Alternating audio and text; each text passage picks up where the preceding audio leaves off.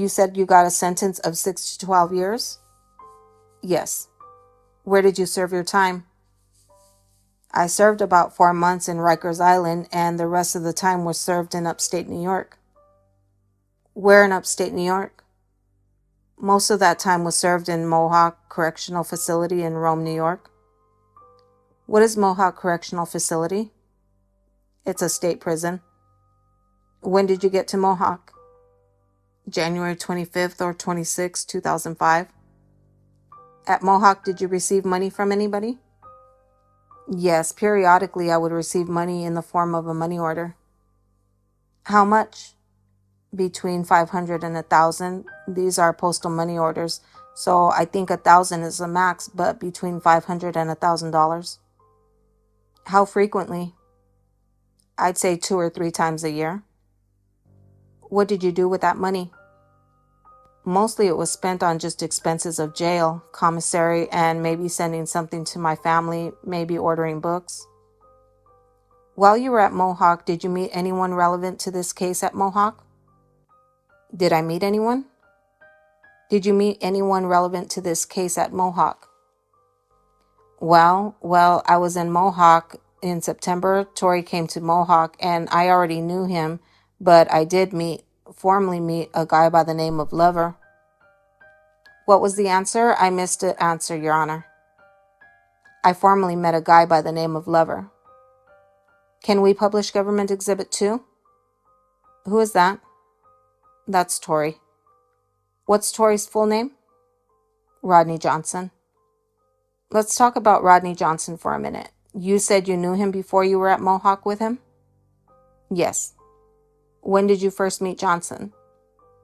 I first officially met Johnson in 2001 at the studio. The studio is Roseman's studio?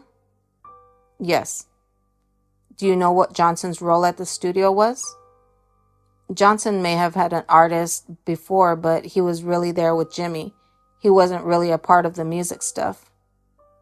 How often would you see Rodney Johnson at the studio? Different times, different frequencies, sometimes 3 times 1 week. Sometimes I wouldn't see him for a month. After you went to Mohawk, when did you first encounter Johnson? I encountered Johnson in September of 2005 in Mohawk. From that point forward, how often did you see him? Every day. At Mohawk, did you and Johnson socialize? Yes, we were actually in the same vocational class in the morning, so we spent 3 hours Monday through Friday in a general business typing computer course. Can we publish Government Exhibit 8? Who is that? That's Lover. Do you know his full name? I think it's Brian James. How did you meet James? I met James in upstate New York. People tend to congregate and socialize with people from their area, their region. So Lover being from Brooklyn and me spending many years in Brooklyn, we naturally were in the same circles. But once Tori got there, Tori and Lover were very close. So I would be around Lover a lot more. So that's my next question. Did you see Lover interact with Rodney Johnson? Yes, every day. How would you describe the relationship between Lover and Rodney Johnson? Lover looked up to Tori. Tori cared about Lover a lot. Tori, you could say, protected Lover. Lover has a limp. He's been shot a couple of times, but he has a very smart mouth, so he would get himself into all types of things, and Tori basically would smooth things over for him. While you were at Mohawk, was anyone else relevant to this case incarcerated at Mohawk? Yes, a Maurice Yarbrough and a Kevin Chung. Aside from Maurice and Kevin Chung, was anyone else relevant to this case at Mohawk while you were there? Toward my last month being in Mohawk, the deceased Mr. Lowell Fletcher actually came to Mohawk. What, if any, interactions did you have with Lowell Fletcher at Mohawk? I observed him, never physically spoke to him. We were right next to each other for the weeks that I was there before I was transferred, but I never said anything to him. As a matter of fact, I told people not to bring him to me and not to say anything to him on my behalf. Why did you do that? Jail is a very small place, so I knew it would just be a matter of time before he realized there was a connection between me and Jimmy. And meanwhile, he is bragging about slapping Jimmy's son and doing all types of nonsense to a kid. So I wanted to make sure that for as long as I could hold him off, because there was a possibility that I just didn't want him and me to have any communication. How many times did you see Lowell Fletcher at Mohawk? I think he got there in May and I left in June, so just about every day for about a month. Published Government Exhibit 17. Who is that? That's Lowell Fletcher. Do you remember after Fletcher arrived at Mohawk, did you speak with anyone about him? Yes, there were a couple of people who made it known to me that, hey, Slim, you know that's the guy that slapped Jimmy's son, right? And I would act like I didn't know, except for there was one guy in the unit with me, Kevin Chung, and he and I were pretty close, and he knew Lowell Fletcher intimately, had the same lawyer.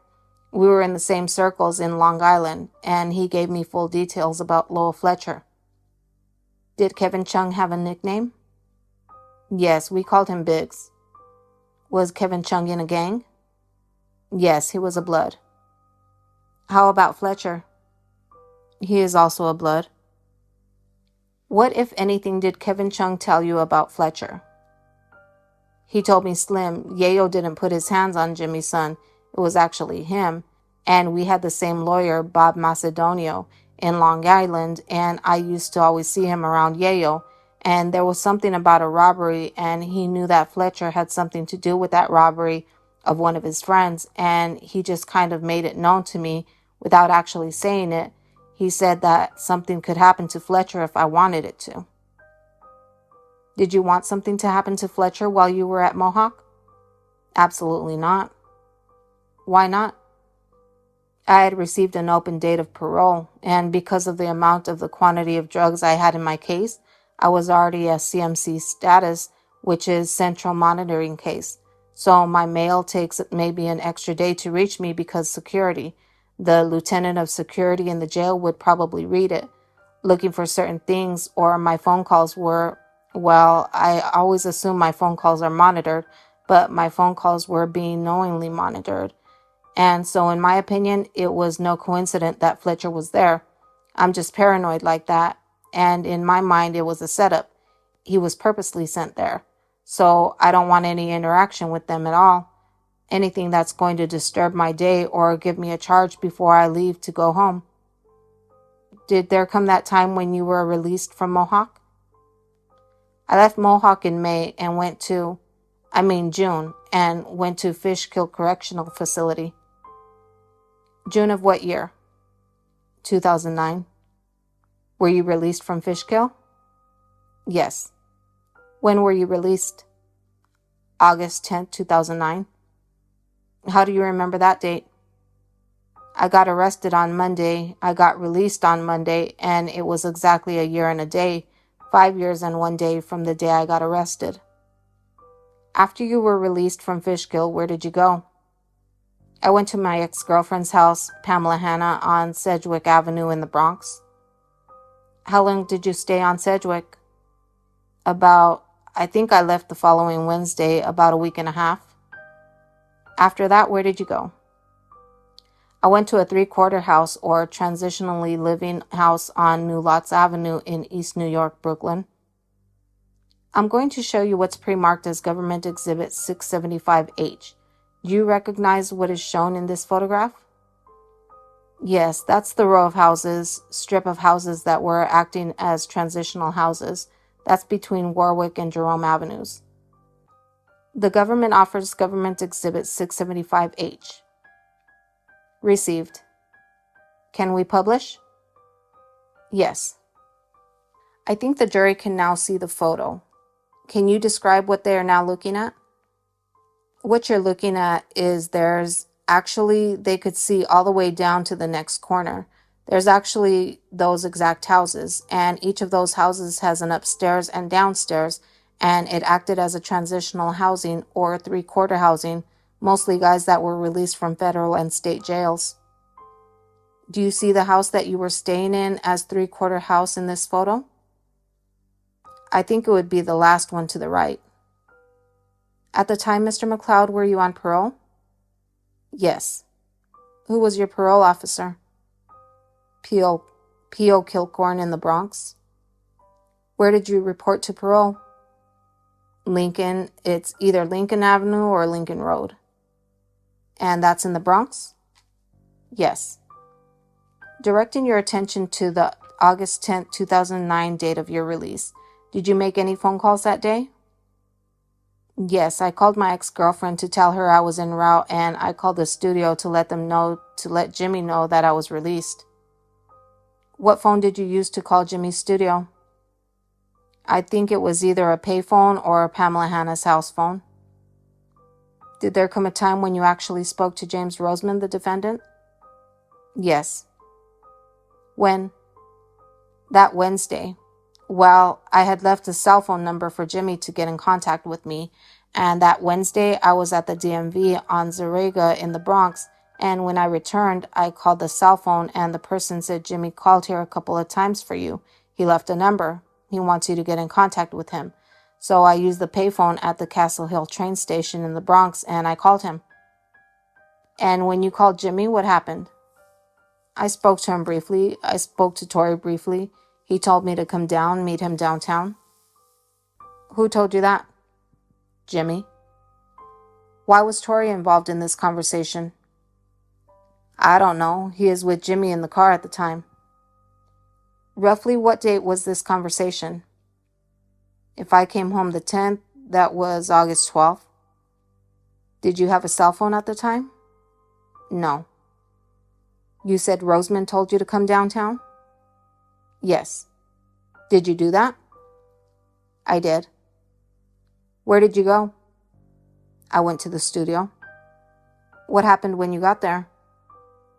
When I got to the studio, Jimmy's assistant Taji said he wants you to call him immediately. He's not here. When I called, Jimmy explained to me he was busy and about to go out of town, but that he had wanted me to meet him just to come downtown and meet him in a different general location because he doesn't go past the studio too often anymore because it's under surveillance. It's just a little too hot there. Can we publish Government Exhibit 1004? Yes. Do you recognize anyone in this photograph? To the far left is Jimmy. In the middle, in the red hoodie, is Tony Martin. The female is Taji, and the guy is Tef. Who is Taji? She was Jimmy's assistant. Is that who you were describing in your conversation a minute ago? Yes. So when you got to the studio and you spoke with Taji, you said you called Roseman? Yes. Describe that conversation. Did Taji give you anything? Yes. Jimmy said Taji has something there for you that should hold you until I see you, and she gave me an envelope containing $5,000. When you were on the phone with Roseman from the studio, did he tell you to buy anything? Told me to get a cell phone and call him with the number immediately. What did you do with the money that you were given by Roseman via Taji? I took a cab home, and the next day I did go and buy a cell phone. Where did you go and get the cell phone? Metro PCS on Fordham Road in the Bronx. When you got a cell phone, did you have to provide a name as the user or subscriber of the phone? A name, but not ID, yes. What name did you provide as the subscriber name? Iraqi's Thibodeau. Can you spell that for the court reporter? IRAQIUS, Iraqi's Thibodeau, THIBEDEAUX.